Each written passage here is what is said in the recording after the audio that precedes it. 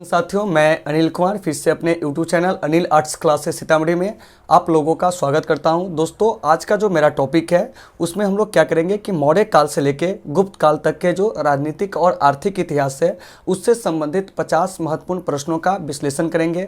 और ये प्रश्न जो है वो कहाँ से आएगी, तो जो कल टेस्ट हुई थी उस टेस्ट में क्या था कि हम लोग 1 से लेके 50 तक का विश्लेषण किए थे और आज हम लोग 50 से लेके 100 तक का क्या करेंगे, विश्लेषण करेंगे। ठीक है ना। तो इसमें क्या होगा कि आपको कुछ जो प्रश्न है वो आपको सिंधु घाटी सभ्यता से भी आएंगे, कुछ प्रश्न जो है वो आपको किसी धर्म से जुड़े हुए भी आएंगे। इसके अलावे ज़्यादातर प्रश्न जो होंगे वो आपको मौर्य काल और गुप्त काल से आएंगे। तो चलिए 51 नंबर क्वेश्चन को शुरू करते हैं, क्योंकि कल के वीडियो में हम लोग 50 तक का डिस्कशन किए थे। तो देखिए 51 नंबर प्रश्न कर रहा है कि मौर्य काल निम्न में से कौन सा सर्वाधिक महत्वपूर्ण नमूना है। यानी कहने का मतलब हुआ कि मौर्य काल का, ठीक है ना, कौन सा सर्वाधिक महत्वपूर्ण नमूना है। तो इसका सही आंसर हो जाएगा स्तंभ। क्या हो जाएगा? स्तंभ। ठीक है ना। तो 51 का आंसर डी हो जाएगा। 52 में देखिए क्या करा है कि इंडिका की रचना किसने की थी। तो देखिए इंडिका की रचना जो किया था वो आपको मेगास्थनीज ने किया था। तो 52 का सही आंसर हो जाएगा मेगास्थनीज। तो यहाँ से एक प्रश्न आएगा कि जो इंडिका है, इस इंडिका से हमें किस वंश के बारे में जानकारी मिलती है। तो इंडिका से हमें मौर्य वंश के बारे में जानकारी मिलती है। फिर यहाँ से एक प्रश्न आएगा कि इंडिका के जो लेखक है मेगास्थनीज, वह भारत किसके दरबार में आया था। तो इंडिका के लेखक जो है मेगास्थनीज, यह जो भारत आया था वो आपको चंद्रगुप्त मौर्य के दरबार में आया था। और चंद्रगुप्त मौर्य के दरबार में 305 से लेके 298 ईसा पूर्व तक रहा हुआ था। मेगास्थनीज किसका राजदूत था। तो मेगास्थनीज जो था वो आपको सेल्यूकस निकेटर के क्या थे, राजदूत थे। तो इन सारे चीज़ों को आपको बढ़िया से देख लेना है। चलिए आगे देखते हैं। अब करा है कि प्रयाग प्रशस्ति की रचना किसने की थी। तो कल ही बताए थे 53 नंबर प्रश्न है ये, ठीक है ना, कि प्रयाग प्रशस्ति की जो रचना किया था वो आपको हरिसेन ने किया था। और हरिसेन जो था समुद्रगुप्त का दरबारी कवि था। ठीक है ना। तो यहाँ से एक प्रश्न कभी कभी कर लिया जाता है कि ये जो प्रयाग प्रशस्ति स्तंभलेख है यह पहले कहाँ था। तो देखिए प्रयाग प्रशस्ति स्तंभलेख जो है यह पहले जो था वो आपको कौशाम्बी में था। कहाँ था? कौशाम्बी में था। बाद में इसको मध्यकाल में क्या हुआ था कि अकबर के द्वारा इलाहाबाद लाया गया था। तो इन सारे चीज़ों को आपको बढ़िया से देख लेना। अब देखिए 54 नंबर प्रश्न क्या कर रहा है, गुप्तों के काल में कौन चीनी यात्री भारत आया था। तो देखिए गुप्तों के काल में भारत आने वाला जो चीनी यात्री था वो आपको फाहियान था। कौन था? फाहियान था। तो यहाँ से एक प्रश्न पूछा जाएगा कि फाहियान भारत कब आया था। तो फाहियान जो भारत आया था 399 ईस्वी में और 414 ईस्वी तक यह क्या हुआ था, भारत में रहा था। कभी कभी प्रश्न ये भी पूछ लिया जाता है कि फाहियान किस सदी में भारत आया था। तो फाहियान जो है वो आपको 4वीं सदी के अंत में क्या हुआ था कि भारत आया हुआ था। और यह 399 से लेकर 414 ईस्वी तक क्या हुआ था कि गुप्त वंश के जो महान सम्राट थे चंद्रगुप्त द्वितीय, उनके दरबार में यह रहते थे। ठीक है ना। चलिए आगे देखिए। अब करा है कि भारतीय इतिहास का कौन सा काल स्वर्ण काल के नाम से जाना जाता है। तो देखिए भारतीय इतिहास का जो गुप्त काल है उसको हम लोग स्वर्ण काल के नाम से क्या करते हैं, जानते हैं। याद रखना है कि भारतीय इतिहास का कौन सा काल स्वर्ण काल के नाम से जाना जाता है। तो आपका आंसर हो जाएगा गुप्त काल। क्या हो जाएगा? गुप्त काल। और इसी गुप्त काल में क्या हुआ था कि आपको वाणिज्य के क्षेत्र में, व्यापार के क्षेत्र में, ठीक है ना, इसके अलावा सोने के सिक्के जो थे काफ़ी ज़्यादा कि इस काल में बने। इसके अलावा कला व साहित्य जो था अपने चरमोत्कर्ष स्तर पर पहुंच गए। तो इन सभी कारणों से क्या है कि गुप्त काल को भारतीय इतिहास का क्या कहा जाता है, स्वर्ण काल कहा जाता है। तो इन सारे चीज़ों को आपको बढ़िया से देख लेना है। चलिए अब हम बात करेंगे 56 नंबर प्रश्न का कि 56 नंबर प्रश्न जो है उसमें क्या है इसके बारे में। ठीक है ना। तो चलिए देखिए कर रहा है कि अशोक किस वंश का शासक था। तो देखिए अशोक जो था वो आपको मौर्य वंश का शासक था। आपको बताए थे कि सम्राट अशोक का संबंध जो है वो आपको मौर्य वंश से, किस वंश से है, मौर्य वंश से। और मौर्य वंश के जो संस्थापक थे वह आपको चंद्रगुप्त मौर्य थे। कौन थे? चंद्रगुप्त मौर्य। याद रखना है कि मौर्य वंश के संस्थापक कौन थे? चंद्रगुप्त मौर्य थे। और ये जो राजा अशोक है ये आपको मौर्य वंश के तीसरा शासक थे। ठीक है ना। तो कभी कभी प्रश्न ये भी पूछ लिया जाएगा कि मौर्य वंश के अंतिम शासक कौन थे। तो मौर्य वंश के जो अंतिम शासक थे वो आपको बृहद्रथ थे। कौन थे? बृहद्रथ थे। फिर प्रश्न कर लिया जाएगा कि मौर्य वंश की स्थापना कब हुई थी। 322 ईसा पूर्व में हुई थी। फिर यहाँ से प्रश्न आएगा मौर्य वंश का शासनकाल कब से कब तक है। तो मौर्य वंश का शासनकाल जो है वो आपको 322 से लेके 185 ईसा पूर्व तक है। तो इन सारे चीज़ों को आपको बढ़िया से देख लेना है। आगे देखिए 57 नंबर प्रश्न क्या कर रहा है कि कौटिल्य की कृति क्या है। तो देखिए कौटिल्य ने अर्थशास्त्र नामक ग्रंथ को क्या किया था, लिखा था। तो अगर आपसे प्रश्न किया जाता है कि अर्थशास्त्र नामक ग्रंथ को किसने लिखा था, तो हमारा आंसर हो जाएगा कौटिल्य। क्या हो जाएगा, कौटिल्य, ठीक है ना। कौटिल्य का अन्य नाम क्या है, तो चाणक्य या विष्णुगुप्त के नाम से भी हम उन्हें क्या करते हैं, जानते हैं। चलिए 58 नंबर प्रश्न करा कि मेगास्थनीज भारत में किसके दरबार में आया था। तो देखिए ये जो मेगास्थनीज है भारत चंद्रगुप्त मौर्य के दरबार में आया था। किसके दरबार में आया था, चंद्रगुप्त मौर्य का। तो 58 का जो आंसर हो जाएगा वो आपको ए हो जाएगा। क्या हो जाएगा, ए, क्योंकि अभी थोड़ा देर पहले बताया है कि ये जो मेगास्थनीज है सेल्यूकस निकेटर का क्या है, राजदूत है। क्या है, राजदूत है। और यह आपको चंद्रगुप्त मौर्य के दरबार में क्या हुआ था, आया हुआ था। कौन, मेगास्थनीज। और मेगास्थनीज 305 से लेकर 298 ईसा पूर्व तक भारत रहा था। और इस अवधि में उसने क्या किया था कि एक ग्रंथ लिखा था, अपना यात्रा वृत्तांत लिखा था, जिसका नाम था आपको क्या, यानी कि इंडिका, ठीक है ना। तो कभी कभी प्रश्न कर लिया जाता है कि अर्थशास्त्र और इंडिका से किस वंश के बारे में जानकारी मिलती है। तो हमारा जो सही आंसर हो जाएगा वो हो जाएगा मौर्य वंश। आगे देखिए 59 नंबर प्रश्न करा कि समुद्रगुप्त की जानकारी होती है। तो समुद्रगुप्त के बारे में जो हमें जानकारी मिलती है प्रयाग प्रशस्ति स्तंभ लेख से। तो प्रयाग प्रशस्ति स्तंभ लेख के बारे में प्रीवियस वीडियो में भी चर्चा की है, यहाँ पर भी चर्चा कर चुके हैं। तो डायरेक्ट इसका हम लोग आंसर जानते हैं कि समुद्रगुप्त की जानकारी हमें किस अभिलेख से मिलती है, प्रयाग प्रशस्ति अभिलेख से, ठीक है ना। चलिए 60 नंबर प्रश्न करा कि पाटलिपुत्र की स्थापना किसने किया था। तो पाटलिपुत्र की स्थापना जो था उदाई ने किया था। और उदाई ने किस नदी के तट पर किया था, तो गंगा, सोन और पुनपुन नदी के तट पर उदाई ने क्या किया था, पाटलिपुत्र नगर की स्थापना की थी। तो इन सारे चीजों को आपको बढ़िया से क्या कर लेना है कि वीडियो को पॉज करके मतलब नोट भी करते चलना है, ठीक है ना। तो कभी कभी प्रश्न कर लिया जाता है कि पाटलिपुत्र नगर की स्थापना जो हुई थी वह आपको किस नदी के तट पर हुई थी, तो गंगा, सोन और पुनपुन नदी के तट पर, ठीक है ना। पाटलिपुत्र नगर की स्थापना कौन किया था, तो पाटलिपुत्र नगर की जो स्थापना किया था वो आपको उदाई ने किया था। तो दोस्तों अगर आपको इस टॉपिक में कहीं से किसी प्रकार का अगर कोई डाउट होता है तो आप कमेंट करके बताइए, आपकी समस्या का हर संभव हम समाधान करने का प्रयास करेंगे, ठीक है ना। तो चलिए आगे अब देखते हैं क्या है। करा है नवरत्न किस शासक के दरबार में रहते थे। तो कल ही बताए थे कि ये जो नवरत्न थे वो आपको चंद्रगुप्त विक्रमादित्य के दरबार में रहते थे। इनके नवरत्नों में जो प्रमुख थे कालिदास थे, अमरसिंह थे, छपनक थे, शंकु थे, वराहमिहिर थे, बेताल भट्ट थे, धन्वंतरी थे, ठीक है ना। तो ये सभी जो थे वो क्या थे कि चंद्रगुप्त द्वितीय के दरबार में रहने वाले प्रमुख नवरत्न थे। क्या थे, नवरत्न थे। तो इन सारे चीज़ों को आपको बढ़िया से देख लेना है। तो आपसे क्वेश्चन क्या पूछा जाएगा कि प्राचीन भारत में किस शासक के दरबार में नवरत्न रहा करते थे। तो आपका जो सही आंसर हो जाएगा वो हो जाएगा चंद्रगुप्त विक्रमादित्य। या कभी कभी प्रश्न ये भी पूछ लिया जाता है कि विक्रमादित्य की उपाधि धारण करने वाला गुप्त शासक कौन था, तो वो आपको चंद्रगुप्त द्वितीय था। इनका शासनकाल 375 से 414 ईस्वी तक था। और इन्होंने शकों पर विजय के उपलक्ष्य में क्या किया था, चांदी के सिक्के जो थे वह भी जारी किए थे। तो इन सारे चीजों को आपको बढ़िया से देख लेना। चलिए 62 नंबर करा कि अभिज्ञान शाकुंतलम के रचनाकार कौन है। तो अभिज्ञान शाकुंतलम के जो रचनाकार है वो आपको कालिदास है। कौन है, कालिदास है। याद रखना है कि अभिज्ञान शाकुंतलम के जो रचनाकार है कौन है, कालिदास है, ठीक है ना। और कालिदास को भारत का शेक्सपियर कहा जाता है। तो कालिदास के कई सारे ग्रंथ हैं, जैसे अभिज्ञान शाकुंतलम हो गया, मालविका अग्निमित्र हो गया, कुमार संभव हो गया, रघुवंशम हो गया, क्या हो गया, रघुवंशम हो गया, विक्रमोर्वशीयम हो गया, ठीक है ना। तो ये सभी ग्रंथ जो है वो आपको कालिदास के द्वारा ही लिखा गया, ठीक है ना। और कालिदास जो थे अपने जमाने के एक महान संस्कृत नाटककार थे। और ऐसा माना जाता है कि यह चंद्रगुप्त द्वितीय के क्या थे, मतलब कि राजकवि थे। मतलब कि कुछ विद्वानों का मानना है कि यह चंद्रगुप्त द्वितीय के राजकवि थे। आगे देखिए अब जो मेरा अगला प्रश्न है क्या है, करा कि प्रयाग प्रशस्ति का संबंध किस शासक से है। तो देखिए प्रयाग प्रशस्ति का संबंध जो है वो आपको समुद्रगुप्त से, किससे है, समुद्रगुप्त से। तो इन सारे चीज़ों को आपको बढ़िया से देख लेना है कि ये जो प्रयाग प्रशस्ति है, ठीक है ना, इसका संबंध जो है वो आपको किस गुप्त शासक से, तो समुद्रगुप्त से। समुद्रगुप्त को क्या कहा जाता है, 100 युद्धों का विजेता कहा जाता है। समुद्रगुप्त को भारत का नेपोलियन कहा जाता है। समुद्रगुप्त को सिक्का पर वीणा वादन करते हुए दिखाया गया है। समुद्रगुप्त ने सबसे पहले क्या किया था कि परम भागवत की उपाधि जो था वो क्या किया था, धारण किया था, ठीक है ना। इसने अश्वमेध यज्ञ किया था, इसीलिए इसको अश्वमेध कर्ता भी कहा जाता है, ठीक है ना। इसको कवि राज भी कहा जाता है, विक्रमांक भी कहा जाता है। तो इन सारे चीज़ों को आपको बढ़िया से मतलब वीडियो को पॉज करके देख लेना। आगे देखिए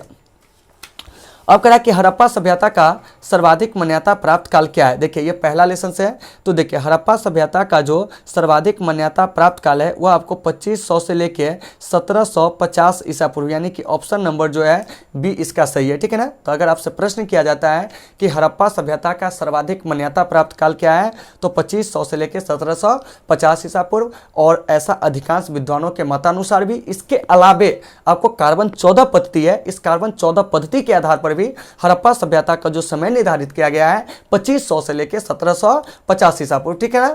और ये जो हड़प्पा सभ्यता है भारत में विकसित सबसे प्राचीन सभ्यता है, और यह दुनिया के कई सभ्यताओं के समकालीन था, जैसे चीन की सभ्यता, मिस्र की सभ्यता, मेसोपोटामिया की सभ्यता।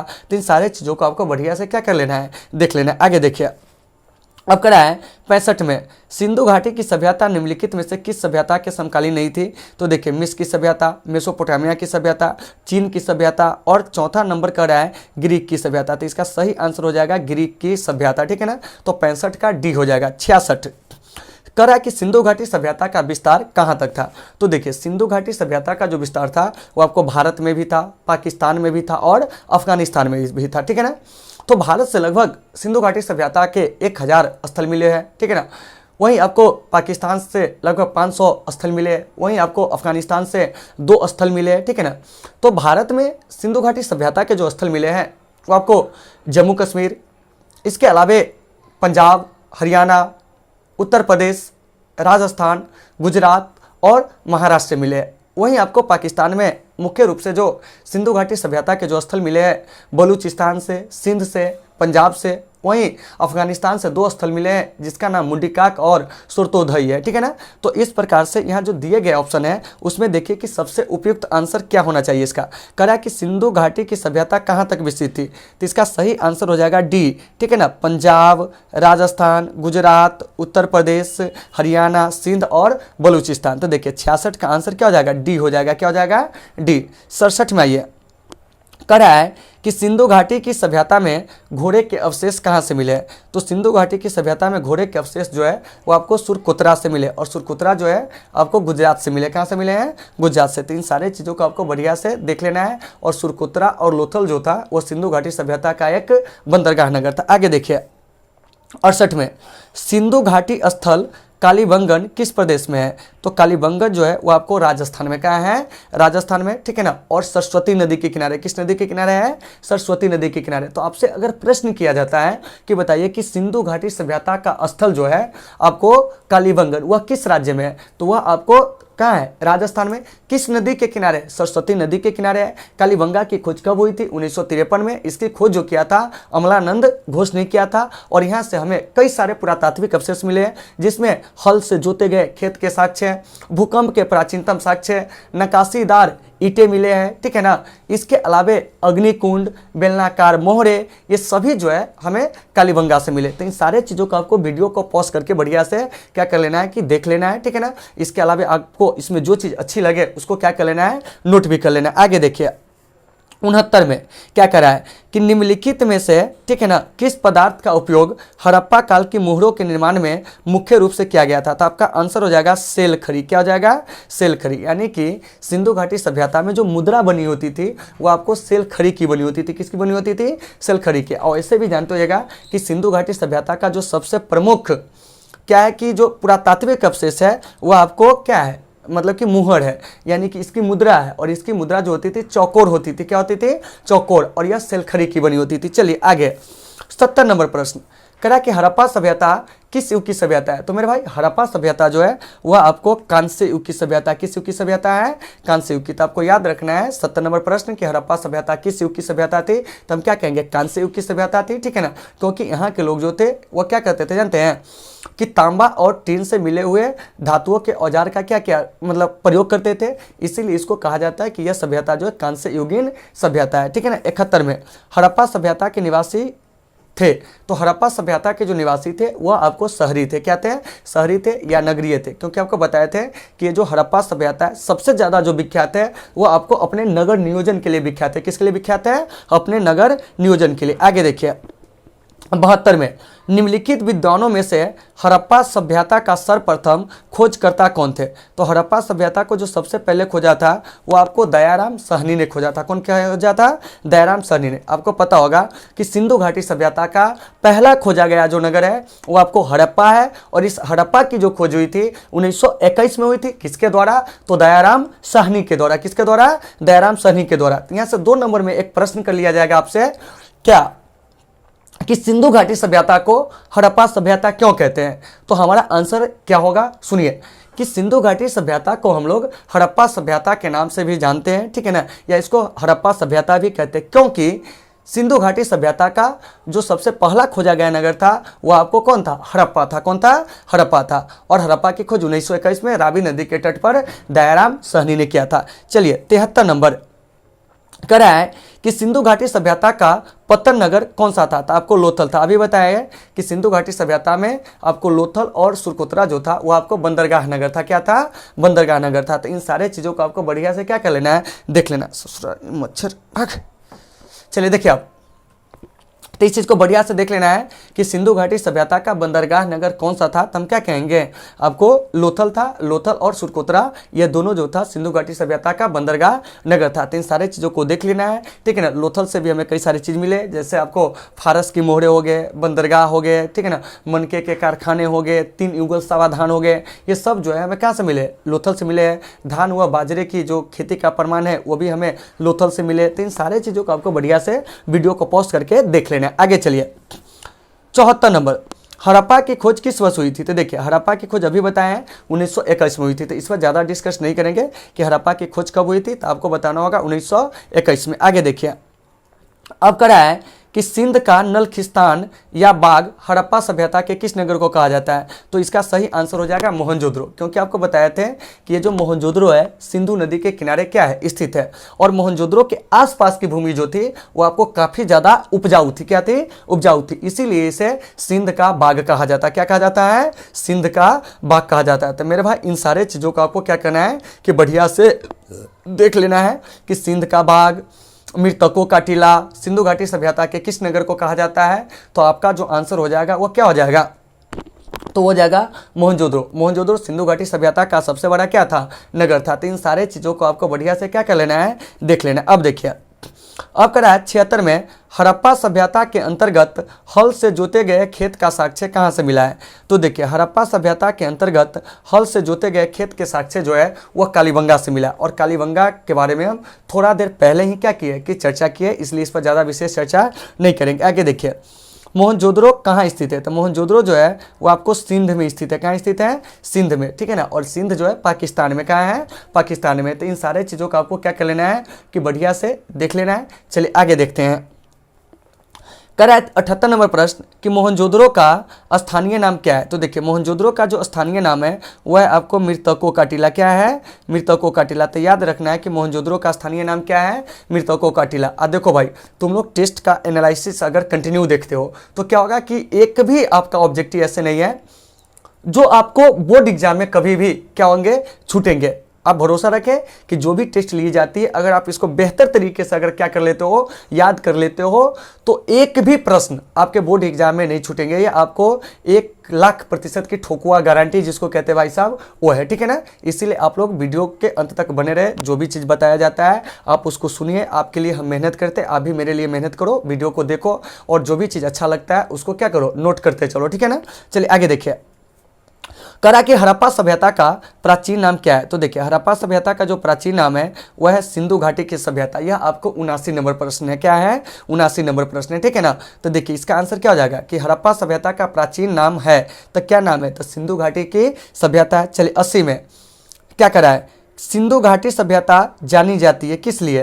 तो सिंधु घाटी सभ्यता जो जानी जाती है अपने नगर नियोजन के लिए जानी जाती है। किसके लिए जानी जाती है? अपने नगर नियोजन के लिए। तो इस चीज़ को याद रखना है कि सिंधु घाटी सभ्यता किस लिए जानी जाती है। तो आपका सही आंसर क्या हो जाएगा? अपने नगर नियोजन के लिए। तो इन सारे चीज़ों का आपको बढ़िया से देख लेना है। तो 80 का आंसर जो हो जाएगा ए हो जाएगा, क्योंकि बताए थे कि सिंधु घाटी सभ्यता की जो सबसे प्रमुख विशेषता थी वह उसका नगर नियोजन था। आगे देखिए फिर देखिए नंबरिंग में गलती हुआ, फिर 80 है, तो इसी 80 के बारे में हम जानते हैं। देखिए दूसरा 80 है, ठीक है ना, नंबर में थोड़ा गलती हो गया है, ठीक है ना, तो इसको ऐसे ही लेते कर चलते हैं। देखिए कहा कि गुप्त वंश का संस्थापक कौन था, तो आपको बताया था कि गुप्त वंश के जो संस्थापक थे वो थे श्रीगुप्त। और गुप्त शासकों की सूची को भी आपको याद रखना है, क्रम को याद रखना है। तो देखिए गुप्त शासकों में जो सबसे पहले नंबर पर है वो है श्रीगुप्त। कौन है? श्रीगुप्त। घटोचक, चंद्रगुप्त प्रथम, समुद्रगुप्त, चंद्रगुप्त द्वितीय, कुमारगुप्त प्रथम, उसके बाद आपको स्कंदगुप्त। इन सारे गुप्त शासकों की जो सूची है उसको आपको क्या करना है, याद रखना है, क्योंकि आपके जनरल के एग्जाम में प्रश्न पूछ लिए जाते हैं कि इन गुप्त शासकों को क्या करें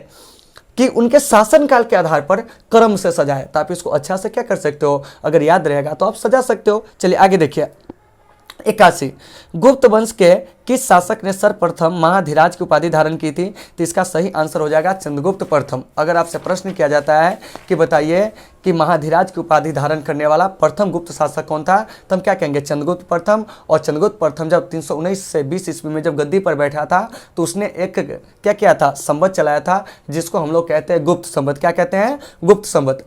चंद्रगुप्त प्रथम को गुप्त वंश का वास्तविक संस्थापक माना जाता है, क्योंकि इनके जो पूर्वज थे आपको श्रीगुप्त और घटोचक, जो कि आपको किसी अन्य राजा के क्या थे, सामंत थे। क्या थे, सामंत थे। तो अगर आपसे प्रश्न किया जाता है कि गुप्त वंश का वास्तविक संस्थापक किसे माना जाता है, तो आपका आंसर क्या हो जाएगा, चंद्रगुप्त प्रथम, ठीक है ना। चलिए आगे देखिए, अब कह रहा है कि गुप्त शासन के दौरान निम्नलिखित में से ऐसा व्यक्ति कौन था जो एक महान खगोल विज्ञानी और गणितज्ञ था, तो ये आपको आर्यभट्ट था। क्या था, आर्यभट्ट। क्योंकि आपको बताया था कि आर्यभट्ट ने ही सबसे पहले क्या बताया था कि पृथ्वी गोल है, जो ग्रहण का क्या कारण होता है उसने भी कौन बताया था, आर्यभट्ट ने बताया था। इसके अलावा आर्यभट्ट ने एक ग्रंथ लिखा था जिसका नाम था आर्यभट्टियम। तो देखिए तो 82 का आंसर हो जाएगा सी, आर्यभट्ट। तो अगर आपसे प्रश्न किया जाता है कि गुप्त काल के महान गणितज्ञ और खगोल विज्ञानी कौन थे, तो हम क्या कहेंगे, आर्यभट्ट। और ये पटना के रहने वाले थे। क्या थे, पटना के रहने वाले थे। तो इन सारे चीजों को आपको बढ़िया से देख लेना है। चलिए 83 में गुप्त शासकों की दरबारी भाषा क्या थी, तो देखिए गुप्त शासकों की दरबारी भाषा जो थी संस्कृत थी,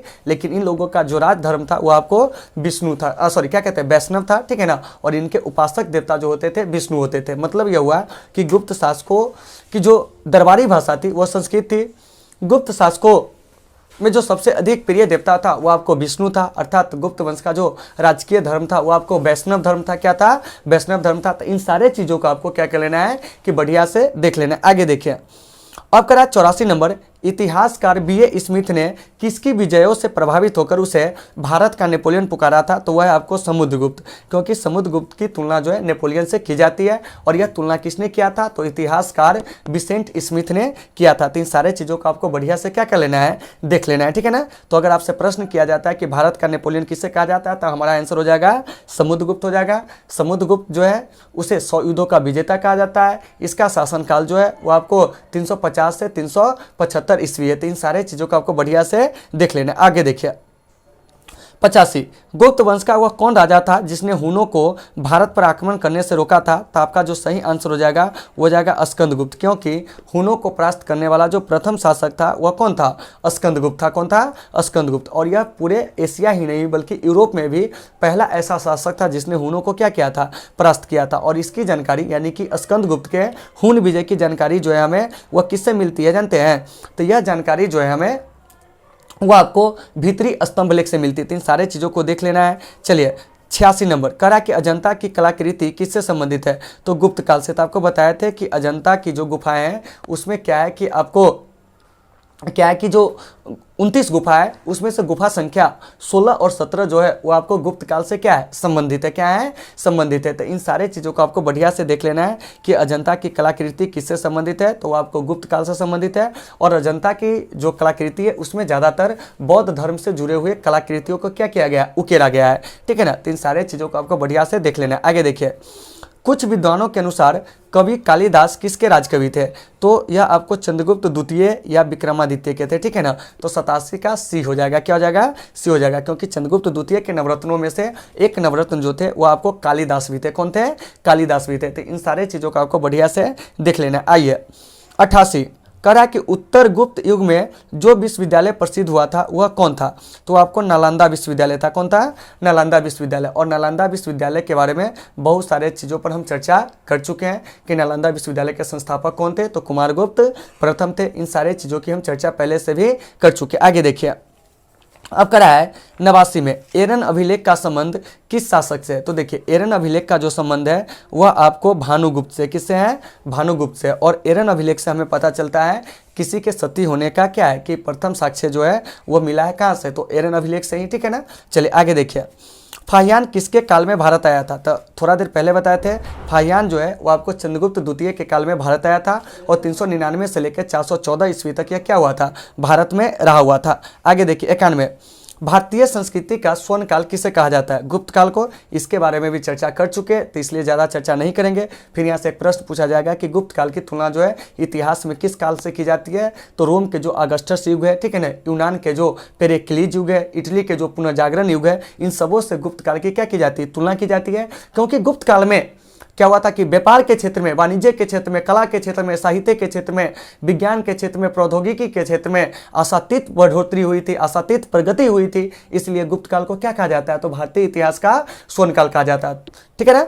तो आप लोगों को अगर यहाँ से किसी प्रकार की कोई डाउट हो रही है या कोई समस्या हो रही है तो आप लोग कमेंट करके बताएं, आपकी समस्या का हर संभव हम समाधान करने का प्रयास करेंगे। आगे देखिए, अब करा है फाहियान कहाँ का निवासी था? तो देखिए फाहियान जो था वो चीन का एक बौद्ध यात्री था। तो 92 का आंसर हो जाएगा सी। आगे देखिए 93, किस गुप्त कालीन शासक को कविराज कहा गया है? तो देखिए समुद्रगुप्त को कविराज कहा गया। कविराज कहे तब, विक्रमांक कहे तब, इसके अलावा आपको परम भागवत बोले तब, अश्वमेधकर्ता कहे तब, ये सब जो है समुद्रगुप्त को कहा गया है। किसको कहा गया है? समुद्रगुप्त को। 100 युद्धों का विजेता किसे कहा गया है? समुद्रगुप्त को, ठीक है ना। भारत का नेपोलियन किसे कहा गया है? समुद्रगुप्त को कहा गया है, ठीक है ना। तो इन सारे चीज़ों को याद रखना है। फिर यहाँ से प्रश्न आ गया कि समुद्रगुप्त की तुलना नेपोलियन से किसने किया? तो इतिहासकार विसेंट स्मिथ ने किया। तो मेरे भाई इन सारे चीज़ों का आपको क्या कर लेना है कि वीडियो को पॉज करके देखना है। आगे देखिए 94, मंदिर निर्माण कला का जन्म सर्वप्रथम किस काल में हुआ था? तो इसका आंसर हो जाएगा गुप्त काल। यानी कि हमारे भारत में जो मंदिर निर्माण जो शुरू हुई थी वो आपको गुप्त काल में हुई थी। तो 94 का आंसर हो जाएगा गुप्त काल। देखिए 95, चंद्रगुप्त द्वितीय ने विक्रमादित्य की उपाधि कब धारण की थी? तो देखिए तो जब चंद्रगुप्त द्वितीय ने शकों को क्या किया था कि मतलब उन्मूलन किया था, अर्थात शकों को जो पराजित किया था, ठीक है ना। तो उसने क्या किया था जानते हैं कि विक्रमादित्य की उपाधि धारण किया था। तो आपको याद रखना है कि चंद्रगुप्त द्वितीय ने विक्रमादित्य की उपाधि धारण कब किया था? तो जब उसने शकों को क्या किया था? हराया था। क्या किया था? हराया था। तो 95 क्या हो जाएगा? ए। क्या हो जाएगा? ए। 96 में गुप्त काल के सर्वाधिक लोकप्रिय देवता कौन थे? थोड़ा देर पहले बताए थे कि गुप्त काल के सर्वाधिक लोकप्रिय देवता जो थे वो आपको विष्णु थे। कौन थे?